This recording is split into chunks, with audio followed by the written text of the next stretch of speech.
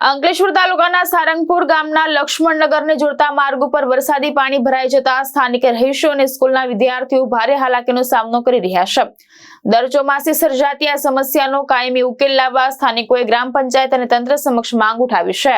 અંકલેશ્વરમાં છેલ્લા 2 દિવસથી વરસી રહેલા વરસાદના કારણે સારંગપુર ગામ પંચાયત હદમાં આવેલા લક્ષ્મણનગર તરફ જતા મુખ્ય માર્ગ ઉપર વરસાદી પાણી ભરાઈ ગયા છે। પાણીના નિકાલની યોગ્ય વ્યવસ્થા ન હોવાથી દર વર્ષે ચોમાસામાં આ માર્ગ પાણીમાં ગરકાવ થઈ જાય છે, જેને કારણે સ્થાનિક રહીશો અને વાહન ચાલકોને ભારે મુશ્કેલીનો સામનો કરવો પડે છે।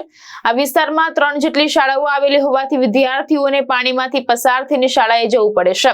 સાથે જ પાણી ભરાઈ રહેવાના કારણે રોગચાળો ફેલાવાની પણ ભીતિ વ્યક્ત કરવામાં આવી રહી છે।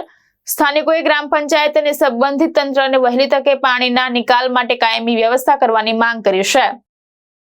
तालका के लक्ष्मण नगर सारंगपुर पंचायत के अंदर ये एरिया पड़ता है। यहाँ तो कोई काम ही नहीं होता। 5 महीना पहले भी मैं देखा सुना था कि मैंने एक रोड और गटर बनने वाला है। आज तक रोड ना बना ना गटर बना। आज की हालत देखिए, बच्चे लोग का निकलना चलना मुश्किल हो गया। बच्चे स्कूल कैसे आएंगे जाएंगे क्या करेंगे वो मुश्किल हो गया है। हम लोग का मेन रास्ता टूट गया है, मेन रास्ता जाने। धर्मेश राणा, दृष्टिकोण न्यूज़, अंकलेश्वर।